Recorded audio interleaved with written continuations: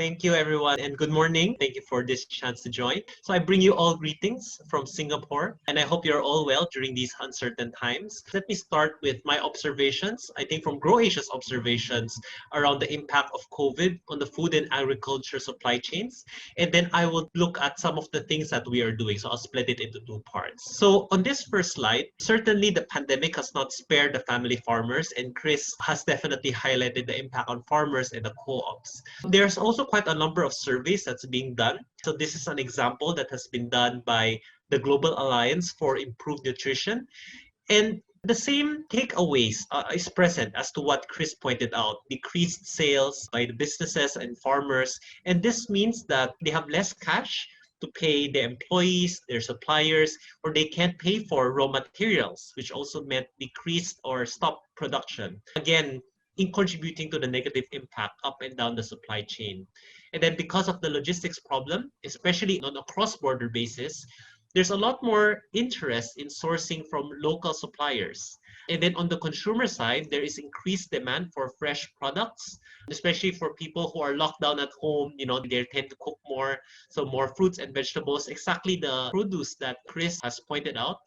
And there's also, as a marketing channel, we've seen a lot more increased interest in e-commerce and internet marketing.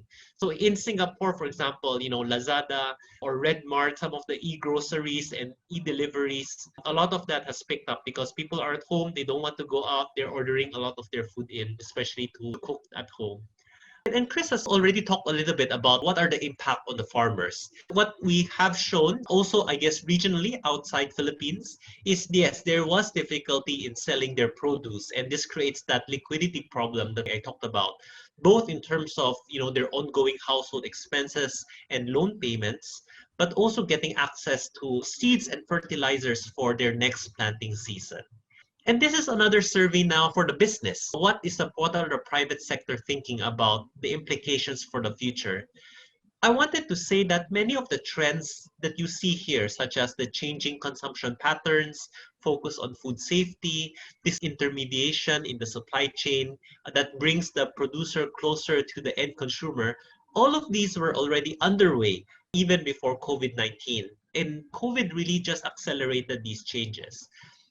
From our regional perspective, I think demand will come back, but there will be new characteristics, diversification of suppliers and consumers so that there's less risk from a geographic concentration. And from the farmer side, it's important that you have a diverse end markets to sell your end products, right? Both domestic markets, maybe in the community, but also to other urban centers or even to the export markets. The second observation is the importance of digital technologies to help solve some of these problems around logistics, connecting the buyers and sellers, such as your digital marketplace, and facilitating trade and payments. And here I'm going to talk about the second part of my presentation about what we did in GrowAsia.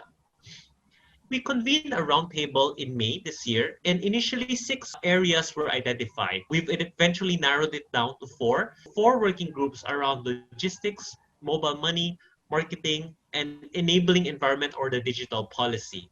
As of now, we have a draft report that's being finalized for submission to the ASEAN Secretariat with the aim of ultimately getting an action plan with roles and responsibilities adopted.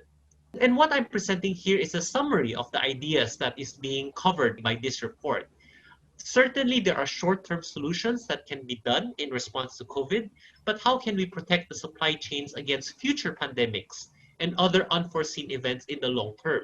So in logistics, for example, what Grab has done in Southeast Asian cities, organizing transport, right? Can we bring that same solution to rural logistics so that you consolidate the backloads, you fill up the trucks that might otherwise return empty, or work with people who have idle vehicles but are looking for other source of income?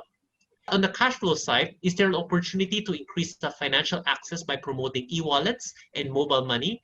And in our conversation with donors, through this same channel, can we distribute e-vouchers, so that this transfers credit also to farmers to buy inputs for the next season?